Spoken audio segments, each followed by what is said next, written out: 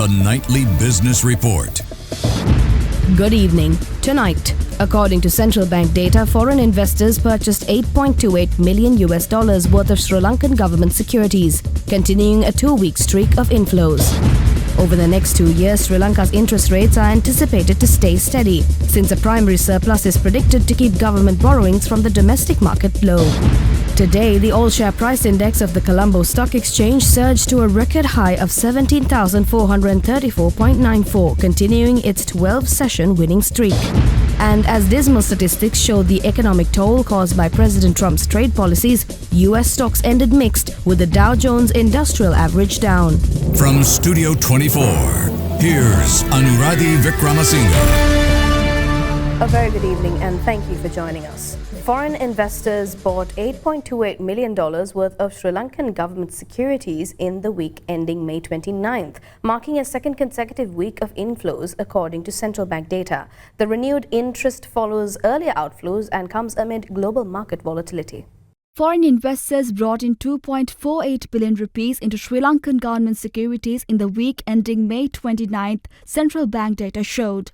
This marks the second consecutive week of inflows after outflows followed the former US President Donald Trump's tariff declaration. Despite earlier volatility, Sri Lanka has seen a total inflow of 23.45 billion rupees into government securities since December 26th. In the 15 weeks through December 26, the country recorded 29.9 billion rupees in foreign investments into treasury bonds and bills. The total value of government securities held by foreigners stood at 69.26 billion rupees as of December 26th. Analysts attribute the renewed investor interest of deflationary policies and tightened imports. However, Sri Lanka has still faced overall outflows of 48.2 billion rupees in 2025, following heavy outflows last year. Sri Lanka's Data Protection Authority is facing recruitment delays despite having its chairperson and board of directors in place, according to Digital Economy Minister Eranga Weeraratne. Established in August of 2023 under the Personal Data Protection Act, the DPA is responsible for regulating personal data processing and privacy. The full implementation of the act was postponed by 6 months due to infrastructure and expertise gaps in the public sector. Concerns have been raised over the DPA's inactivity, including delays in publishing directives and holding public consultations. An amendment bill addressing AI, data erasure rights and cloud computing regulations is set to be submitted to Parliament. The government emphasizes that strengthening data protection laws is vital for its digitalization efforts amid recent cyber attacks on government offices. Sri Lanka's interest rates are expected to remain stable over the next 2 years as government borrowings from the domestic market are projected to stay low due to a primary surplus. Sri Lanka's interest rates are expected to remain stable over the next 2 years as government borrowing from the domestic market stays low. The government is likely to achieve a primary surplus in 2025 and 2026, reducing the need for funding from banks and investors. Herath noted that the Central Bank of Sri Lanka is committed to maintaining moderate inflation and will intervene if private credit growth becomes excessive. In May, deflation eased, with the Colombo Consumer Price Index showing a slower 0.7 deflation compared to 2% in April. The central bank is closely monitoring external factors and may act if import demands rises too sharply. Despite the stability outlook, analysts expect interest rates to rise by 100 basis points by the end of this year, pushing the one-year deposit rate around 10%. After taxes, investors can expect to earn a net return of 6.5 to 7%. The government will formally recognize three-wheelers as part of the public transport system in Sri Lanka. Amendments to the National Transport Commission Act will introduce new regulations for the sector. Nearly 1 million three-wheelers operate across the country, providing jobs for over 5 million people. Regulation will be carried out by provincial authorities under national guidelines rather than through a new regulatory body. The move aims to improve service quality and safety while giving operators official recognition. The Amendment Act will be taken up for its second reading in Parliament this week. This marks the first time the sector will be regulated at a national level. Past attempts to form a dedicated authority did not materialize. The new approach offers a unified and practical solution to managing tuk-tuk services. Let's take a short break now. This is the Nightly Business Report.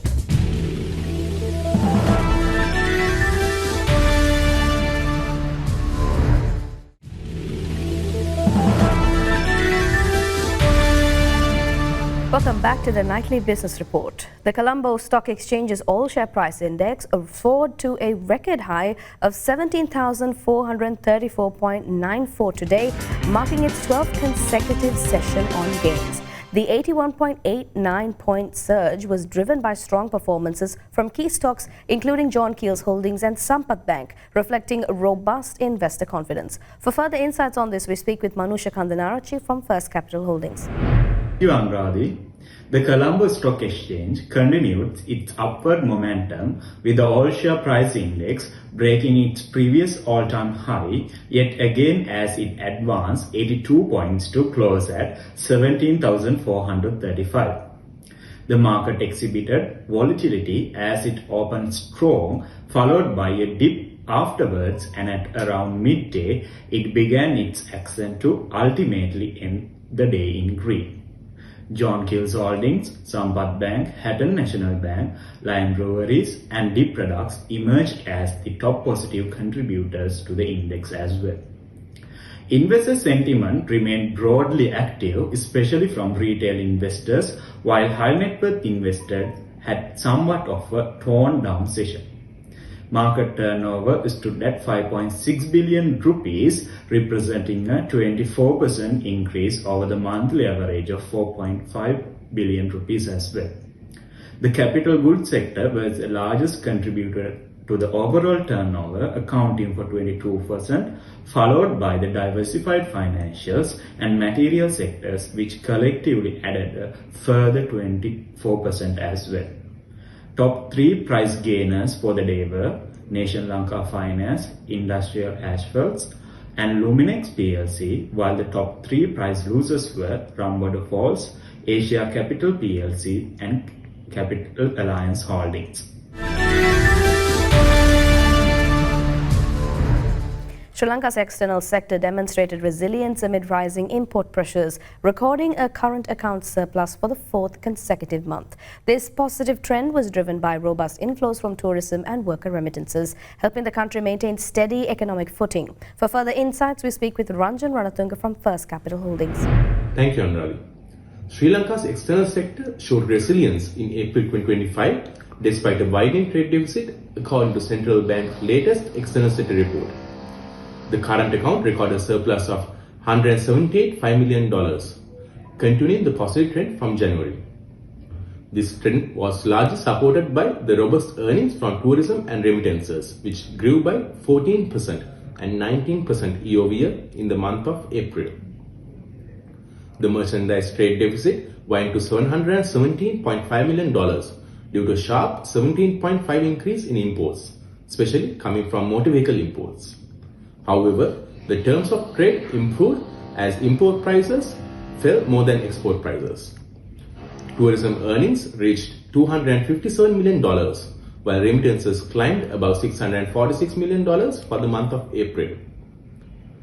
On the financial front, foreign investment into government securities recorded an outflow of $12 million for the month of April, while inflows to the Colombo Stock Exchange recorded at $3 million. Gross official reserves declined to $6.3 billion from $6.5 billion recorded in the previous month, approximately 3.9 months of imports. Meanwhile, the Sri Lankan rupee depreciated by 2.3% year to date.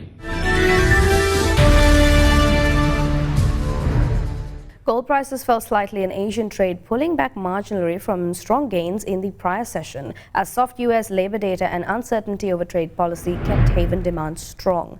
Spot gold fell 0.1% to $3,368.61 an ounce, while gold futures for August fell 0.2% to $3,382.65. Gold was sitting on a 2.4% so far this week, with latest gains coming after ADP payrolls data, a gauge of private US payrolls, read substantially weaker than expected for May. The print pointed to a sustained cooling in the US labor market, which in turn ramped up bets that the Federal Reserve will cut interest rates further this year. Oil prices steadied after falling more than 1% the previous day because of a build in US gasoline and diesel inventories and cuts to Saudi Arabia's July prices for Asia. Brent crude futures were up at 0.3% at $65.07 a barrel, while West Texas Intermediate crude gained 17 cents or 0.3% to $63.02 a barrel. Oil prices closed around 1% lower yesterday after official data showed that US gasoline and distillate stockpiles grew more than expected, reflecting weaker demand in the world's largest economy. Geopolitics and the Canadian wildfires, which can reduce oil production, provide price support despite a potentially oversupplied market in the second half of the year, with expected OPEC Plus production hikes. The Sri Lankan rupee has appreciated further against the US dollar today. According to the Central Bank of Sri Lanka, the buying rate of the US dollar has decreased, while the selling rate has also seen a drop. However, the Sri Lankan rupee has depreciated against a basket of other currencies, while it has appreciated against Gulf currencies. So let's take a look at how the Sri Lankan rupee is performing against other major global currencies today.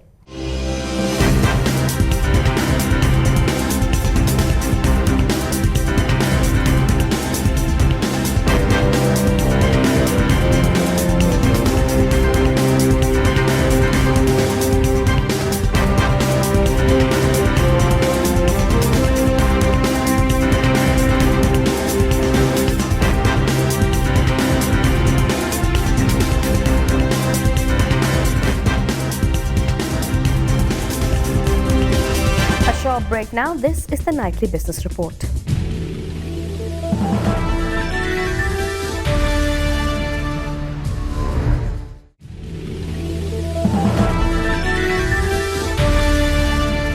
Welcome back. Hilton Hotels Sri Lanka launched the Forever Starts Here wedding campaign, offering exclusive packages and benefits across its Colombo and Veeravilla venues throughout June of this year. Hilton Hotels in Sri Lanka launched the Forever Starts Here wedding campaign, offering exclusive packages and experiences throughout June 2025. The campaign is available at Hilton Colombo Residences and Doubletree by Hilton Veeravilla Rajavana Resort. Hilton Colombo features the grand ballroom, which can accommodate up to 300 guests for brunch reception. Wedding packages starts at Rs 10,000 per person for 2025 and Rs 11,000 for 2026. Couples can also access the Ramani Fernandez Salon on site for professional styling services. The hotel provides picturesque location ideas for wedding photography. The campaign combines heartfelt celebrations with Hilton's signature hospitality. It aims to create unforgettable memories for couples on their special day. Exclusive offers makes planning seamless and stress-free for every bride and groom. Dimo Healthcare has introduced Sri Lanka's first EchoSense FibroScan Expert 630, a breakthrough in non-invasive liver assessments. The technology enhances early diagnosis and monitoring of liver diseases, improving patient care. The first unit was delivered to Hemas Hospital, Wattala, as part of this launch. Hemas Hospital's Director of Medical Services, Dr. Malit Atapattu, said the new device supports their vision of creating a dedicated liver center. Hemas General Manager Prabhan Gunawardana highlighted the goal of providing accessible, high-quality liver health assessments across the country. Dimo Healthcare COO Priyantha Disanayaka emphasized their commitment to offering advanced medical solutions with comprehensive after-sales support. Digital Mobility Solutions Lanka PLC, the operator of PickMe, is entering a new era of AI-driven innovation and growth, according to Chairman Ajit D. Gunawardana. Digital Mobility Solutions Lanka PLC, the operator of PickMe, is embracing an AI-powered future with over 1 billion rupees invested annually in technology. The company expects AI to enhance operations by enabling smarter decision-making and improving user experiences. Gunawardana highlighted that PickMe is well positioned to lead the transformation in ride-hailing, delivery and logistics industries. The firm reported a 70% increase in profit before tax of the fiscal year 2024-2025. Strong investor confidence was reflected in a proposed dividend of ₹2.30 per share. The success follows an oversubscribed IPO in September last year. PickMe aims to redefine industry standards through innovation, sustainability and scalable growth. LOLC Holdings PLC has appointed Mr. Ishara Nanayakkara as its new executive chairman effective immediately. Mr. Nanayakkara, who previously served as executive deputy chairman, has over 2 decades of leadership experience at LOLC. Since joining the board in 2022, he has transformed LOLC into a leading conglomerate with strong MSME platforms across Asia and Africa. He has also diversified the group's portfolio into sectors like insurance, leisure, manufacturing and renewable energy. Mr. Nanayakkara is recognized for his contributions to microfinance and innovation, including his work with graphene technology. The appointment follows a recommendation by the Nominations and Governance Committee and aligns with corporate governance standards.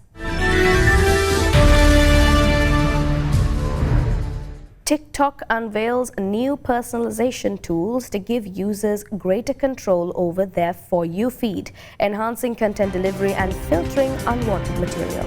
TikTok is enhancing user control over its For You feed with new personalization tools, including Managed Topics and Smart Keyword Filters.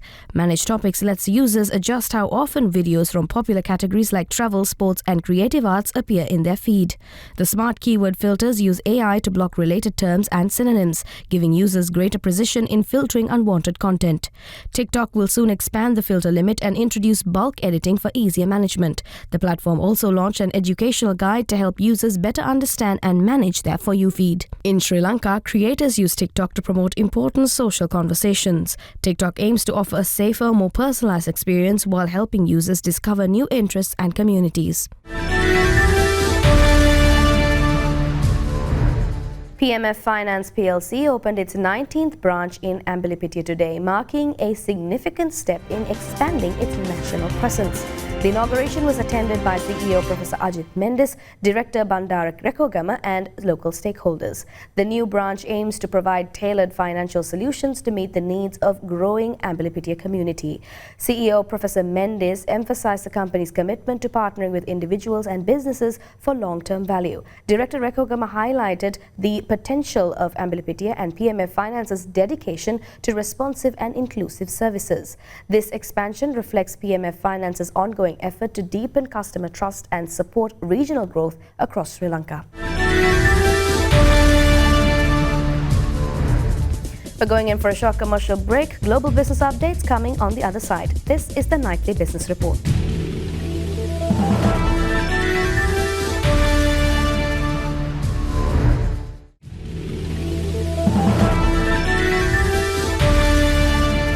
Welcome back to the Nightly Business Report. Most Asian stocks fell amid uncertainty over US trade policy and weak economic data. Although Hong Kong and South Korea outperformed on technology gains and optimism over new leadership in Seoul.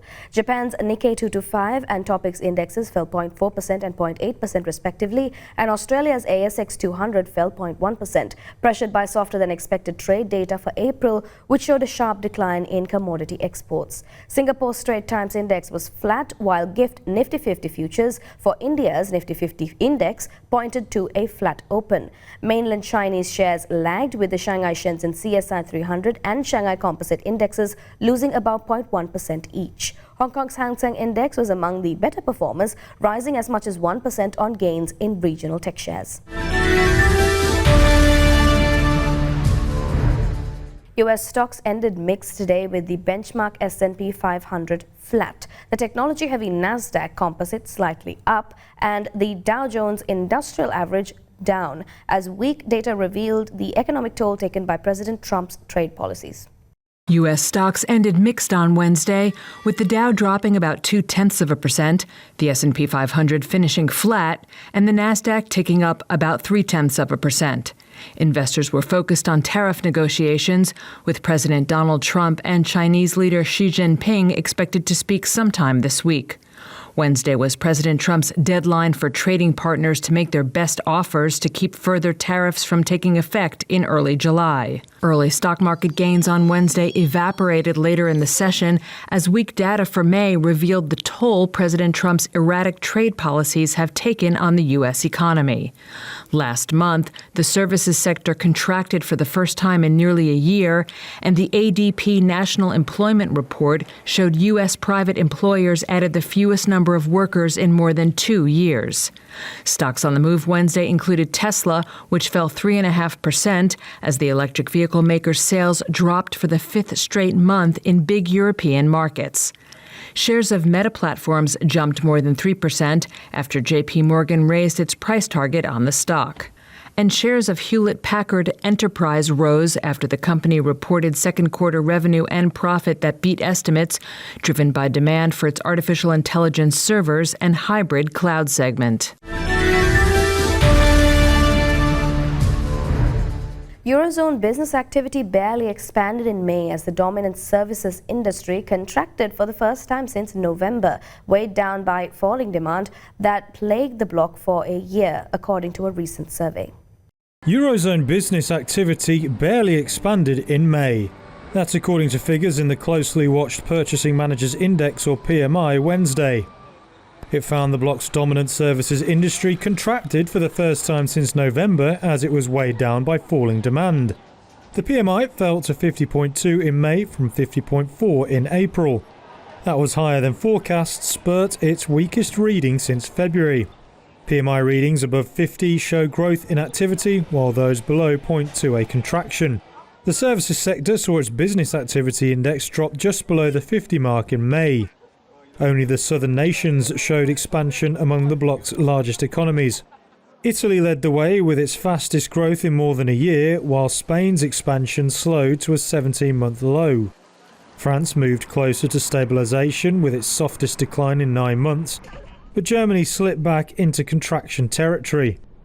Employment across the Eurozone increased only marginally in May.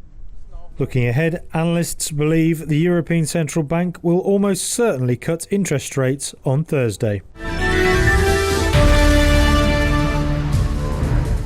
Well, that wraps up today's Nightly Business Report. We value your opinion, so please share your thoughts and feedback with us through email at feedback.ad24english@derana.lk or via WhatsApp at 076-805-7933. We'll see you again tomorrow with the latest updates across the business globe. Till then, I'm Anuradhi Vikramasinghe. Thank you very much for watching. Have a good night.